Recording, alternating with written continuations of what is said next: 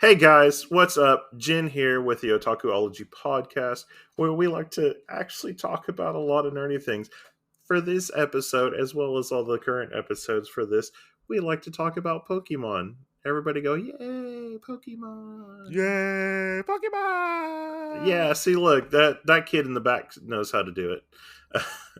But anyway, as always, my trainer slash bromance, Otaku Mike. You mean co-trainer? Yeah, my trainer buddy. You said trainer, not co-trainer. For the podcast, gotta read them all. Yeah, A my trainer Pokemon buddy. podcast. My trainer buddy. We are making our way through the Pokemon Adventure manga. Yeah. Slowly but surely, we will be finished with Volume 1 Soon. I guess there's nothing to do for anybody that likes Pokemon, because obviously you don't have to Fearow about it. That was fucking stupid. Hey man, give me a chancey, okay? the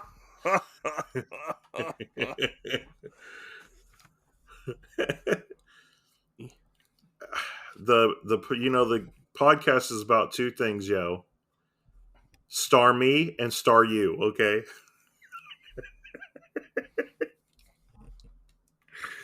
I'm gonna have to send you. So there's an actual like little love song thing that this girl did about Pokemon. So it uses attacks and like actual Pokemon. And I'll have to send it to you so we can talk about it later. Taking psychic damage from these horrible jokes. You are. It's psychic. Telekinesis. What's terrible? Telekinesis. Yeah. Telekinesis and psychic are different. Yeah, but they're both psychic attacks. Anyways. Oh, you're making me drowsy. Anyways, let's get on with this episode. Hey, episode Mike. Mike, you're a pretty cool Chikorita, okay? I fucking hate you right now. You're my best buddy. Well, stay tuned though, because Chikorita won't pop in until we actually get into Silver and Gold. Is it Silver and Gold? Yeah, Chikorita is the grass starter for Silver and Gold. I get that mixed up with the fire chicken. Chikorita? Yeah. Or not Chikorita, Torchic. Yeah, I get those two mixed up. Yeah, Torchic's season 3. Look, okay, I don't remember, okay? Hey, you just gotta go by Jin's rule of thumb. You only have to know Kanto, Johto, and Hoenn, which are the first 3 sets of Pokemon. The rest of them you'll just learn as you go. I stopped with Jin 2, okay? That's why you gotta know Jin 3, because you know Torchic's my favorite guy. Or at least one of them. I don't care about Torchic. Sure you do. Nobody likes a fire chicken. That's weird. Sure you do. Then he becomes a butt-kicking fire chicken. Anyways, let's get into this chapter 9. Chapter 9. Fearow itself. Yeah. What happened last chapter, Jen? Give everybody a little synopsis of what happened. Oh, last chapter, we kind of ran away from the situation of everything that was happening because Misty got really pissed off because she thought that Red wasn't taking it seriously and basically like kept trying to rub it in her face that he won against Team Rocket. And so they kind of had a little battle. Well, Misty had a valid point. And she beat him. And she wanted to say, obviously it's not more so about who won the battles as much as how much they trained to know things. Yeah, So Red's a pansy. yeah, so then we learned that basically that they trained together for a Yeah, little bit. and then he went We off don't on his adventure. we don't know if he got a badge or anything from it. No, I don't think he did. And then we learned that some guy got stuck in a transporter and is now um, maybe freakishly deformed with a rat-a-tat. So yeah, that's where our story starts. Our story starts outside, not very far from Cerulean City. This young man, Route he 24, if anybody needs to know that. yeah, Route 24. He's working on this machine. He's tinkering with it. He accidentally gets his shirt caught in the door, and the door shuts on him. And he accidentally hit this auto timer for the machine, and we don't see exactly what happens, but something goes haywire.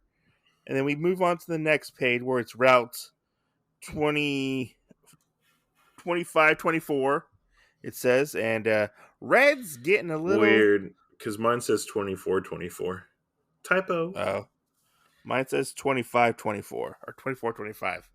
Okay, But also, I have a different translation than yours, so that's mine's a true. newer translation. You have like the second translation or something. That's true. There's another part that I want to ask you about Okay. here in a little bit. So he's got a bunch of Pokeballs on his back. Oh yeah, it honestly looks pretty cool, Yeah. but it is probably really overwhelming. It looks slightly different from the anime, because usually the anime they're like really small. These look like still normal size, they're not shrunken down at all. Right. But he's like, man, these Pokeballs are getting really hard to carry. We And find out he catches a Bellsprout. he's got two rows of them. He's got 2 rows. He's caught a bunch of Pokemon. Which And the thing that I have to question is how is it stuck on his belt or whatever if there's that many? I think there's probably like a hook or some kind, maybe, or maybe some magnet. I'm guessing. I don't know. It's a lot. Maybe like a really, really strong magnet. I don't know. Or Because like a hook of he's some kind. yeah, because he's got 10 right there that we can actually see besides the 11th one that fell off. So we don't know anything else that's on the other side of his hip. Or maybe he Velcroed him to his belt. I don't know. Yeah. I mean, we don't get that explanation in the anime, like how he really holds his Pokemon and where he keep all his Pokeballs and stuff, That's right. He just sticks them in his back pocket. Yeah, kind of. That's what it looks like. But he's been working really hard to catch all these different Pokemon. We don't see what exactly he's caught, except for a Bellsprout he has caught, and he goes to pick up the Pokeball that the Bellsprout was in, or is in, and he sees a Rattata, and this Rattatat's like dragging this string of wood. It looks like, Yeah, log. and he's like, "What is that? A Rattata?" He's like, "Oh, what kind of Pokemon is this? Is it some kind of mutated Rattata or something?" And he's like, "What? Rattatats can talk?" This Rattata can talk because if you notice, he has a luscious head of hair. This He's got Rattata does. Paul's head on him. Yeah, and he Which if only how right he knew that he was when Sun and Moon came out. So because So you said they have the other Rattata in that one. So you said his name was Paul. It's supposed to be, yeah. In mine it says Bill. Oh yeah, that's right. I don't know why I was thinking Paul then. It says Bill. I don't know who's Paul. Who's Paul? I don't know anymore. You're right though. It is Bill. It is Bill. I don't know why I was thinking Paul. My Pokemon lore eluded me.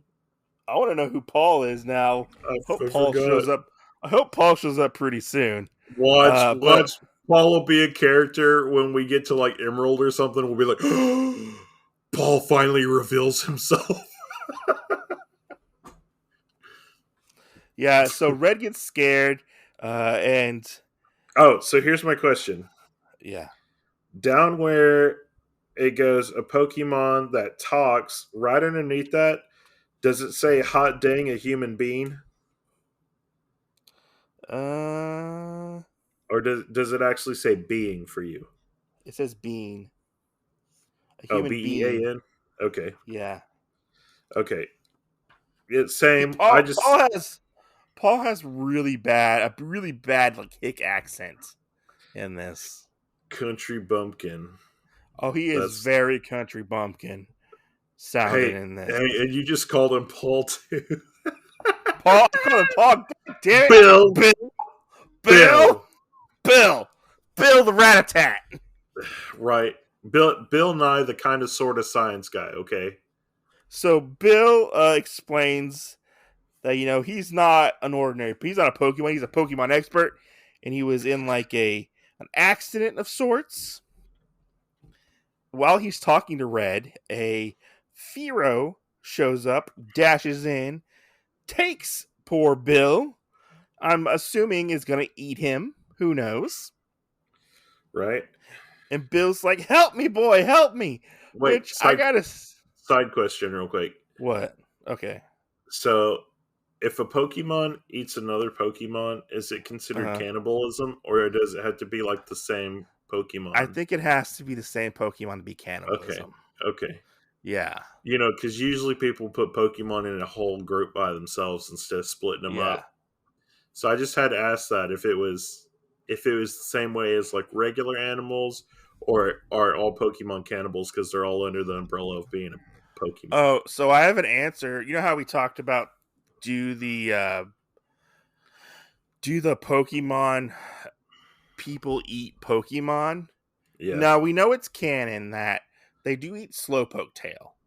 So Yes. that's canon. But apparently, so I was listening to this podcast, and apparently Viz does not want to show any characters eating meat Yeah. because of the fact they don't want people to think they're eating Pokemon. Yeah. So they're not eating Pokemon. Except for Slowpoke tails. So what you're saying is they are eating Pokemon just behind the scenes. Probably.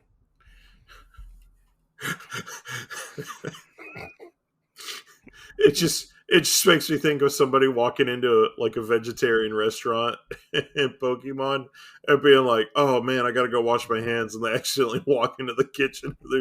There's a bunch of people that are They that are have in a there eating meat. no. They go into the vegetarian restaurant, and then they go into the back, and there's like a secret hatch to go into a speakeasy, but it's for Pokemon meat. The meat easy. Yeah, the meat easy. Oh my god. Uh, We're bad I can human see it. I can beings. see it now. I can see it now. But yeah, Fearow takes Hey, Bill. hey, hey! Is there an What? underground dark Giovanni that's sitting there like Giovanni's brother? That's like, oh yeah, well my brother's trying to collect all the Pokemon. I'm just trying to eat them all. Okay, Probably.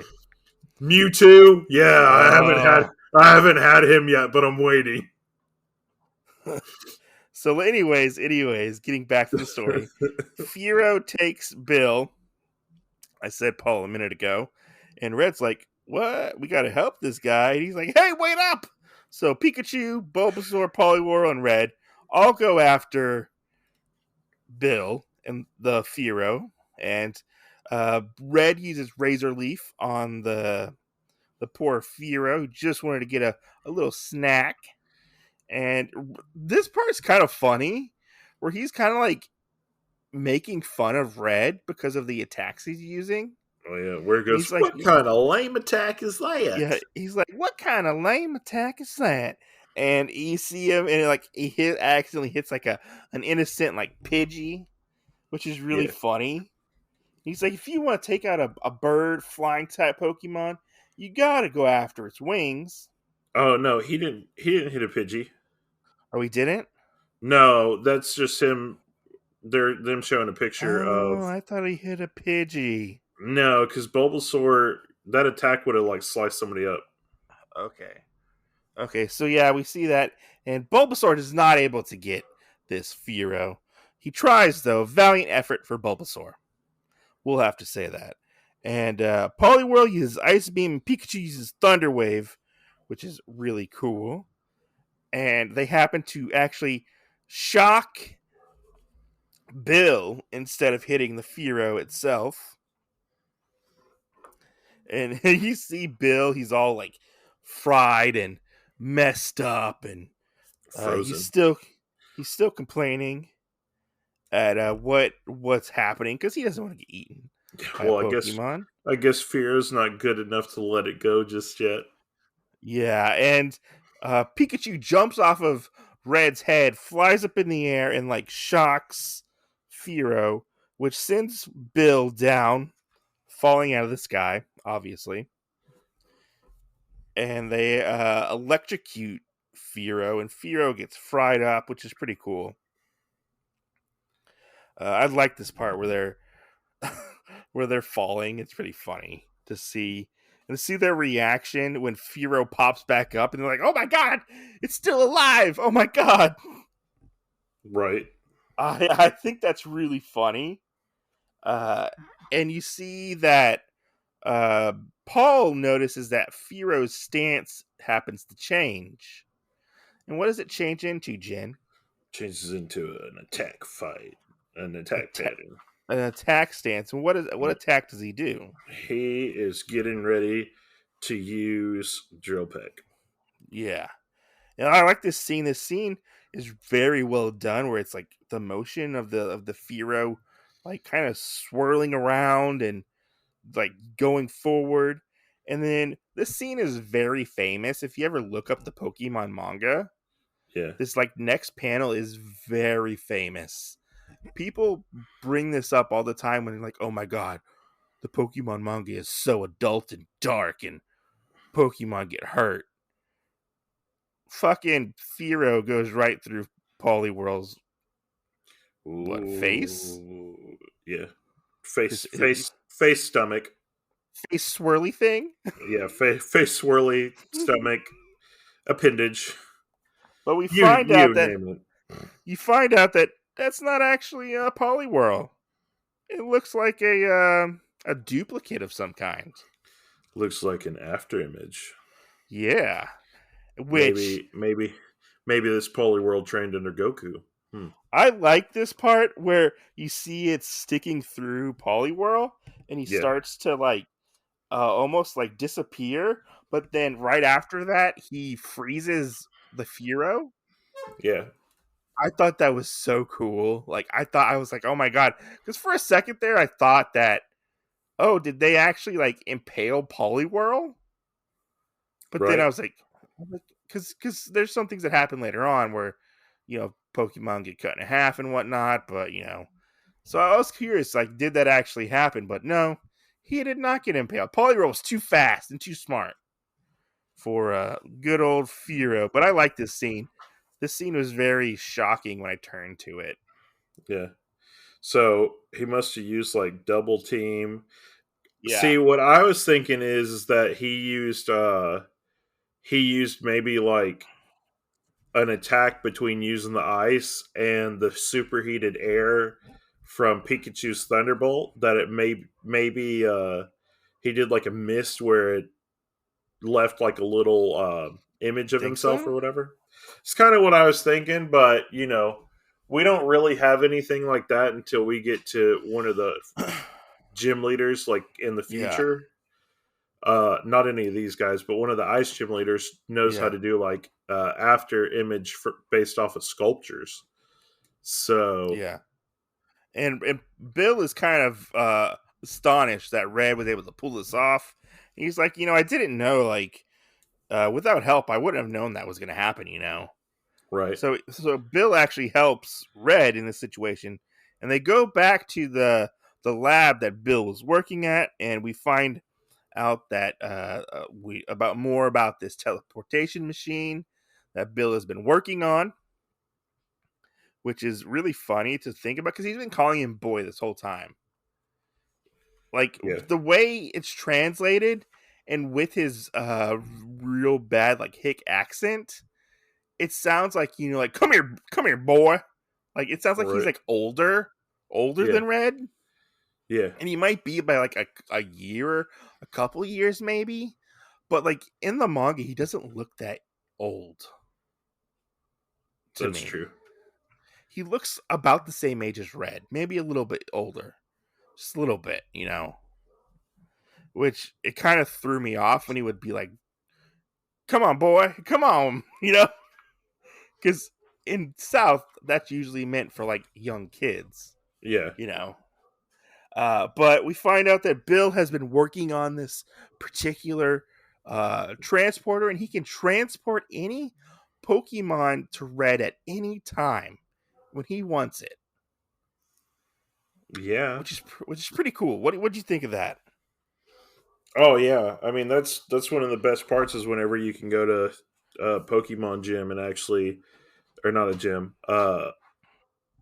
what is it? A Pokemon Center and actually trade, your Yeah, stuff and not have to worry about it. So yeah, it's it's cool, but to think about how they incorporated into this series yeah, is which pretty cool. it makes me think if Blue has a thing set up for him already too or not.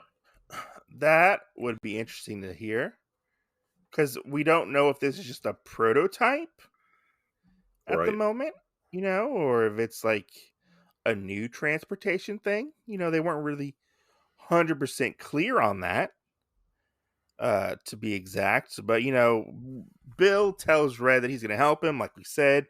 And I like this part where he takes one of the Pokeballs from Red, and it happens to be the Fearow.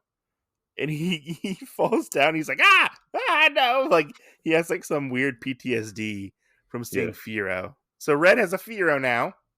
We did not know that he captured that at that time, which Right. is Which, another thing, just pointing this out, knowing how many Pokemon he has on his belt, it's really weird knowing that he only keeps the main three guys that we've seen, which is Poliwhirl, Pikachu, and Bulbasaur.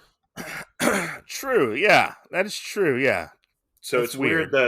it's weird that he doesn't want to use anybody else currently at this point. Yeah, which seeing his feature team, I want to see those characters. Like I want to see those Right. Pokemon. You Oh, know. you know what his last six are? Yeah, but I don't want to spoil it for anybody who doesn't know at this moment. Yeah. Well, because I know that Yeah. he trades a couple times to get Yeah. his last Yeah, I six know. man I team, but I I know because they show it at the very end of the manga of the omnibus. They show it. They okay, because show. I think he swaps one more of them out in gold and silver, and then maybe another one in ruby sapphire, maybe, or at the end Maybe, of gold and silver. I can't remember. but Red goes off. He helped Bill with this little mishap that he had, and he's going off on another adventure. And he's, I like this.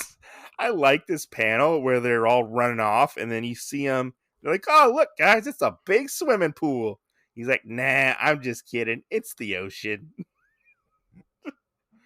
For a second there, I thought Red was stupid, and he thought it was a big swimming pool. He could be just as much of a country bumpkin, but Or, doesn't know how or to talk like, either. or I mean, but then I thought, oh wait, like the Pokemon probably didn't have never seen the ocean, That's true too. you know? Or they have before Yeah. red. So, So you but want to talk about? we do finally make it to the giant boat, the SS Anne. Yes, that's going to be our next chapter that we have. Yeah, danger, high Voltorb. Yeah. So what did you think of this chapter in a whole? What do you think of it rereading it? Um, I liked it because this is actually it's one of those that I feel like is kind of that go between chapter to get us Mm-hmm. from point A to point B, but then this also introduces a new a big new thing for us to actually do that subtly we don't actually think about, which Yeah, is the fact of now whenever he catches a Pokemon, it disappears and gets teleported to Professor Oak or something like that. yeah. Um, so it's just a big thing that not a lot of people would probably think about. As far as all the stuff that we've read so far, Yeah, I honestly thought it was just an average chapter. yeah, I don't like it when I have to read heavy dialect in manga. yeah, When I'm talking about heavy dialect, I mean like southern accent or like a very heavy European accent. right, In my head, it doesn't translate well when I'm reading it, yeah, and I don't know if that's just me, but I it slows the pace down so much for me when I was reading it, and I was like, "Wait, what did he say? Like what? right. What?" You know, and that's my major gripe with this. Like, Bill's not a bad character. I just Well, didn't. and I think we see Bill later on too, and he does have some speech training because I Okay, think it does get fixed a little bit. okay, because I mean, I was like, "Oh my god, if we have to continue this, I don't know if I'm gonna." I You know, usually find it easier with characters that they try and do stuff like that too, like that, or they're trying to speak the same language, but maybe they're like another character based off of another country or something like that. They're yeah, gonna have a weird accent anyway. yeah, because Actually, to I had that actually to problem. like, I find it easier though to like read it out loud for a little bit, Uh huh. and then it starts I clicking with my head better.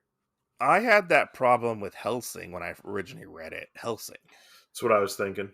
and but like for me, like of all the stuff we've read, like I said, this one was probably the weakest for me. I enjoyed the aspect of them trying to chase down the Fearow. I thought that was fun, you Yeah, know. But other than that, I just didn't care about this chapter. It was just average for me. yeah, I don't necessarily feel like it added a lot to the story, yeah, but I know we're gonna have those chapters sometimes. yeah. It wasn't terrible. It wasn't terrible. It was just average for me. Right. Well, I mean, I think the only thing it really added is knowing that now Red's not going to have to carry all these Pokemon around. Yeah. Which I didn't You know know? he was carrying around all that many Pokemon. Yeah. I thought he only had the three, Uh, you know. yeah. Which is But which is understandable, especially because he's only using the three. yeah, he's only using the three, so why even carry him around? Right. Or at least have a backpack of some kind. Yeah. Like he has, I don't want to go on a tangent, but he has no change of clothes. He has no backpack. Is he just wearing the same nasty underwear this whole time? Probably so. Ooh, Red's underwear must be really hard. He's turning him inside out. I don't know, but Mom did not you know pack me anymore. when I just sit and think about that, I'm like I don't know, just it's weird. Yeah. Like we don't see him with anything else but the Pokeballs Right. and the Pokédex. Like he has nothing. We never see him exchange money at this point. He has no backpack like Ash has. He Right. was ill prepared for this adventure. I will say that. I'm not Ill prepared for my prepared. adventures. I'm not prepared for my adventures. Even Yeah. even Blue he had a cloak at one point, That's true. or he Very, will have very a cloak. true. I don't know. Maybe they just He'll didn't want to draw him with extra stuff. he'll have multiple cloaks. Yeah, he That's has true a too. poncho. That's true too. I think Yeah, they do that as well, where you're kind of sitting there and you're like, oh, well, I don't want to draw all that stuff, yeah, probably. or just Uh, thinking like if they gave him a backpack, how many people would still think of him as like Ash too? You know, Or maybe, or not like a backpack, maybe like a fanny pack of some kind. a But I mean, people are satchel. a satchel or a fanny pack, Yeah, But I mean, people already mistake him for Ash, anyways. a leg band. Oh no, that's 290s. No, A little no, a little leg band with or a little leg backpack thingy. no. He's not gonna be Rob Liefelding it with a lot of pouches. He is now. But yeah, that's so like. I mean, he looks exactly like Ash. Yeah. I mean, he's basically Ash, And but not Ash. then we get into the controversy of Red being Ash's dad. No, no, we're not going to cover that. No, no. I We're just not like getting to into that. think that they might be like a couple years apart and they started their journeys at separate times. We all know Mr. Mime is Ash's dad. Definitely not. Anyway, Mr. Mom doesn't even show up in the main series till like way later. he was gone for quite some time. You know what though? It could be Professor Oak. Da-na-na. Nah. No. It could be. Does that mean Ash is Gary's uncle? No, it would be his cousin. Cousin? Yeah, right? No. Because Gary is Professor Oak's grandchild. Oh yeah, that's right. Well then yeah, he'd be his equally 10-year-old uncle.